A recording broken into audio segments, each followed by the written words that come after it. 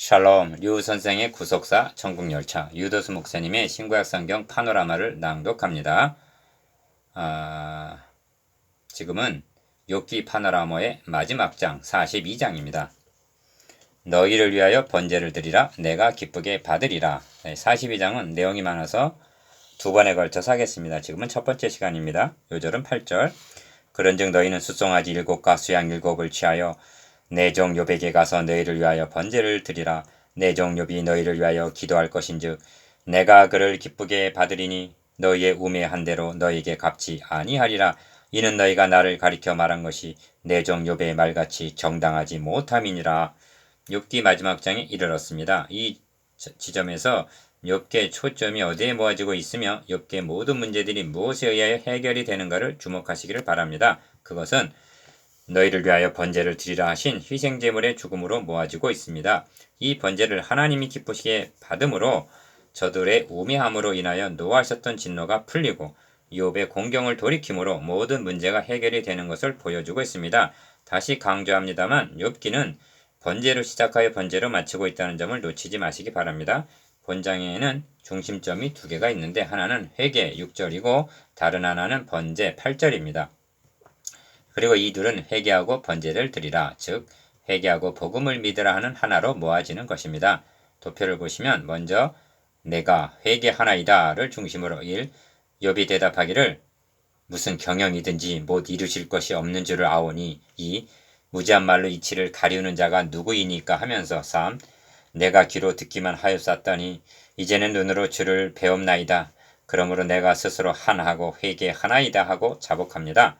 다음은 너희를 위하여 번제를 드리라 하는 말씀을 중심으로 4. 여호와께서 엘리바스에게 너희 말이 정당치 못하니라. 그런즉 너희를 위하여 번제를 드리라. 5. 너희 우매한 대로 너에게 갚지 아니하리라. 6. 여호와께서 욥을 기쁘게 받으셨더라 한 다음에 7. 욥에게 그전 소유보다 갑절이나 주신지라. 8. 전에 알던 자들이 다 와서 그와 함께 식물을 먹고 9. 욥의 딸처럼 아름다운 자가 없었더라 하고 마치고 있는데 이는 욥을 영화롭게 회복시켜 주셨음을 의미합니다. 이제 모든 문제가 다 해결이 되고 갑절이나 복을 받게 된 것입니다. 이를 세 단원으로 나누어 상고하겠습니다. 첫째 단원 1절에서 6절 내가 회개하나이다. 둘째 단원 7절에서 9절 너에게 갚지 아니하리라. 셋째 단원 10절에서 17절 이전보다 갑절이나 주셨더라. 주제 너희를 위하여 번제를 드리라. 내가 기쁘게 받으리라. 기억 욥은 두 번 자백하고 있는데 첫 번은 손으로 내 입을 가릴 뿐이로소이다 하고 40장 4절 두 번째 자백에서 비로소 그러므로 내가 스스로 하나고 티끌과 제 가운데 회개하나이다 합니다. 42장 6절 무엇을 회개한다는 말인가? 이제까지 부도덕하게 한 말을 회개한다는 것인가? 첫 번 자백에서 내 입을 가릴 뿐이라 한 말에는 그런 의미가 있습니다. 왜냐하면 욥의 자백이 입 말과 관련이 되어 있고 다시는 대답지 않겠다. 40장 4절 5절 즉 입을 다물겠다 하고 말하기 때문입니다. 그동안 욥은 안하무인격으로 말한 것이 사실입니다. 니은 그러나 두 번째 회개하나이다 하는 말은 하나님의 무소불능 경영과 관련이 되어 있고 못 이루실 것이 없는 줄 안다 하고 하나님의 이루심과 결부하여 회개하나이다 합니다. 욥은 무지한 말로 이치를 가리우는 자가 누구이니까 말하고 있는데 42장 3절 이 말은 하나님께서 무지한 말로 이치를 어둡게 하는 자가 누구냐 38장 2절라고 하신 첫 말씀입니다. 그러니까 욥의 회개는 이치를 가린 어둡게 한 것에 대한 회개라는 것입니다. 이는 윤리적인 문제가 아니라 이치를 어둡게 한 신학적인 잘못에 대한 회개라는 말씀입니다.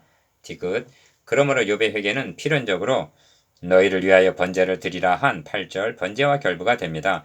그러면 구속사의 맥락에서 번제가 어떤 의미가 있는가부터 생각해 보아야만 할 것입니다. 구약시대에는 5대 제사, 번제, 소제, 화목제, 속제제, 속건제가 있고 수많은 제물들이 드려지는 것을 보게 됩니다. 이런 일에 무감각하고 당연시하게 되는 것은 제사 문화에 익숙해 있기 때문이 아닌가 여겨집니다. 우리는 마땅히 물어야만 합니다. 천지만물을 창조하시고 상조하신 사시고 참되신 하나님께 우상에게 하듯이 짐승을 잡아 제사를 드린다는 것이 어떤 의미가 있는가?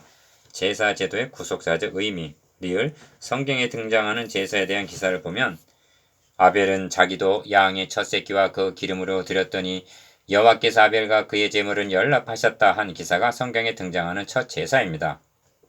그리고 노아가 여호와를 위하여 단을 쌓고 모든 정결한 짐승 중에서와 모든 정결한 새 중에서 취하여 번제로 단에 드렸더니 여호와께서 그 향기를 흠양하셨다 말씀하고 창세기 8장 20절 21절 여호와께서 가라사대 너의 아들 너의 사랑하는 독자 이삭을 데리고 모리아 땅으로 가서 내가 너에게 지시하는 한 산 거기서 그를 번제로 드리라 하고 창세기 22장 2절 명하시는 것 등을 보게 됩니다. 미음 제물을 드린다는 것은 곧 죽음을 가리킵니다. 왜 죽음이 있게 되었는가?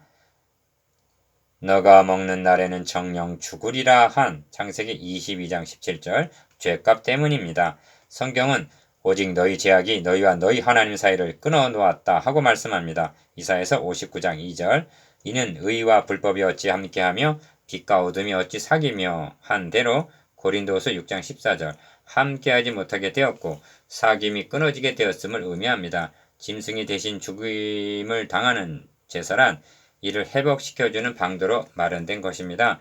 그러므로 아담 하와가 범죄하기 전에는 제사를 드렸다는 기록이 없는 것입니다. 비읍 성경에 처음으로 등장하는 아벨의 제사에 대해서 신약성경을 해설해 주기를 믿음으로 아벨은 가인보다 더 나은 제사를 하나님께 드림으로 의로운 자라 하시는 증거를 얻었다 하고 히브리서 11장 4절 말씀하고 있는데 의롭담을 얻었다는 것은 의로우신 하나님과의 교제가 회복되게 되었다는 것입니다.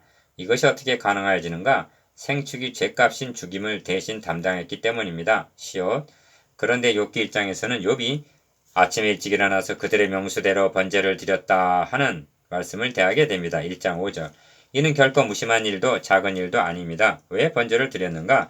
이는 욥이 말하기를 혹시 내 아들들이 죄를 범하여 마음으로 하나님을 배반하였을까 함이라 한 1장 5절 죄사함을 받기 위해서입니다. 그리고 마지막 장에 이르러서 내 종 욥에게 가서 너희를 위하여 번제를 드리라 하고 42장 8절 명하시는데 왜 번제를 드리라 하시는가? 이는 내가 그를 기쁘게 받으리니 너희의 우매한 대로 너에게 갚지 아니하리라 하고 역시 죄사함을 위해서라고 말씀하십니다. 이응 이상에서 살펴본 대로 구약시대에 등장하는 제사 제도란 하나님께서 자기 아들을 통해서 우리의 죄를 대속하실 것에 대한 예표로 주어진 그림자라고 성경은 말씀합니다. 욥이 번제를 드렸고 또 드리라 하심은 욥의 신앙이 아벨, 노아, 아브라함과 같이 메시아 언약 위에 있었다는 증거입니다.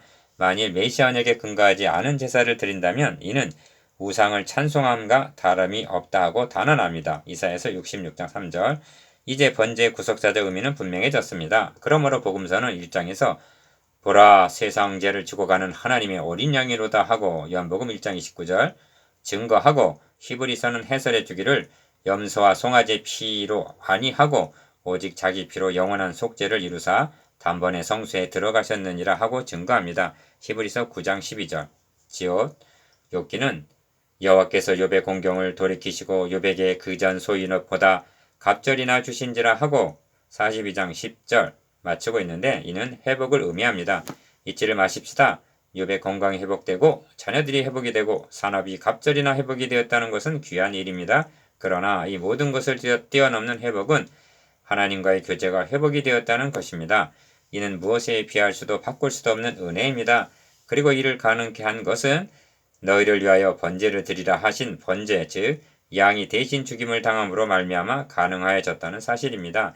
이는 주님께서 친히 인자에 온 것은 자기 목숨을 많은 사람의 대성물로 주려 함이니라 하신 마태복음 20장 28절 그리스도에 대한 명백한 예표인 것입니다. 이는 복음입니다.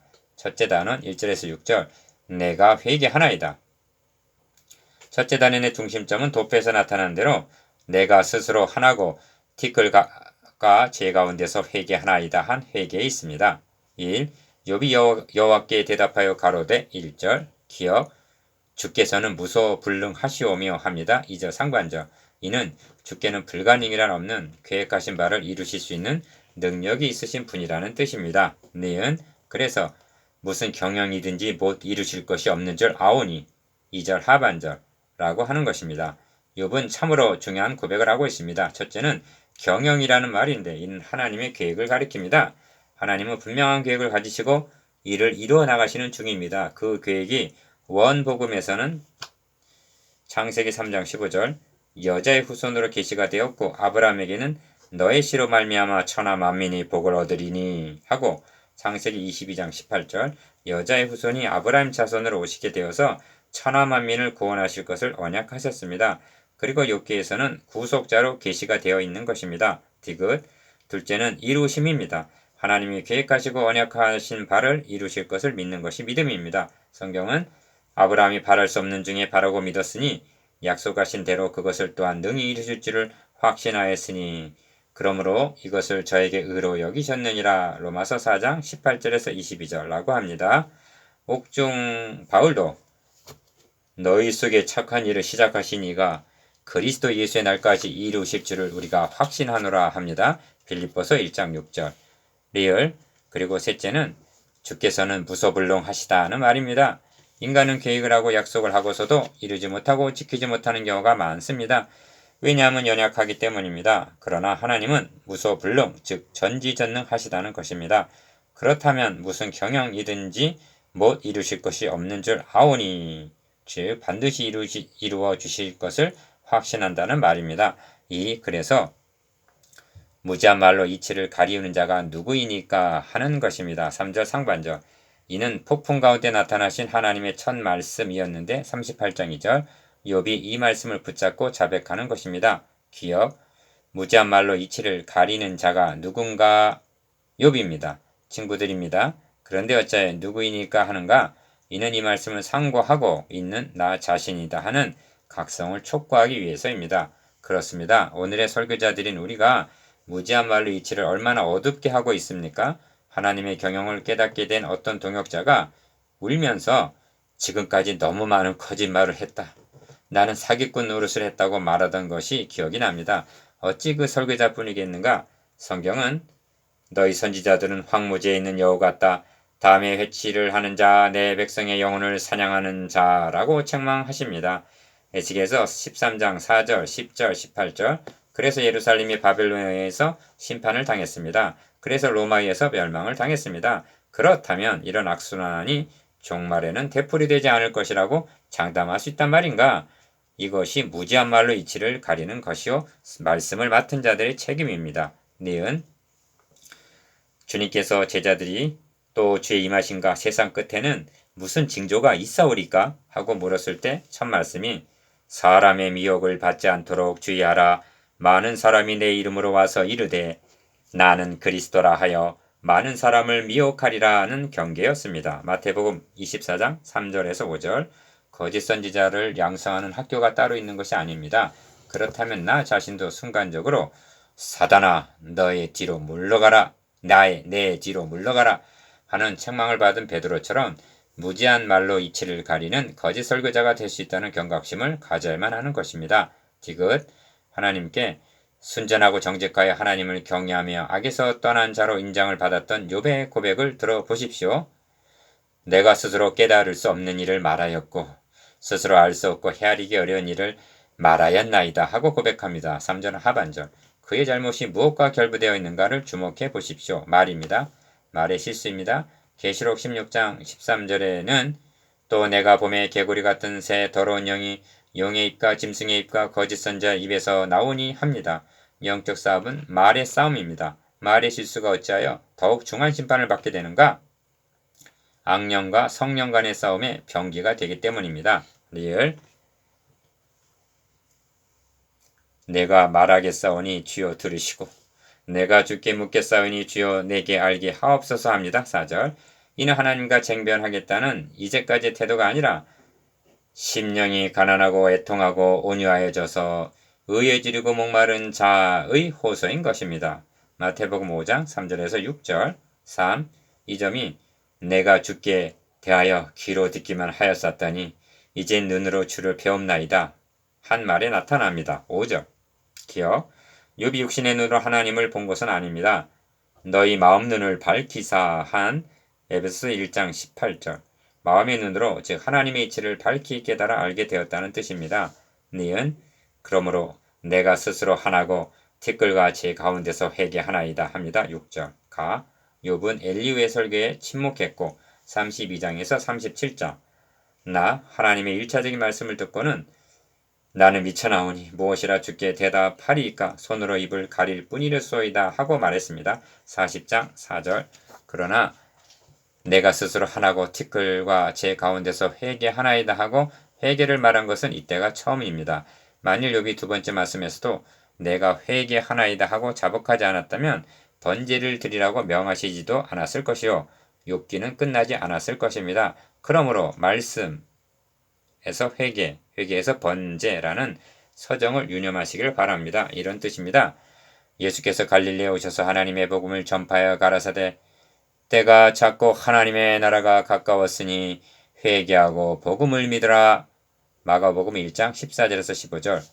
이제 하나님은 회개하는 욥에게 죄사함을 얻는 복음을 주실 수가 있게 된 것입니다.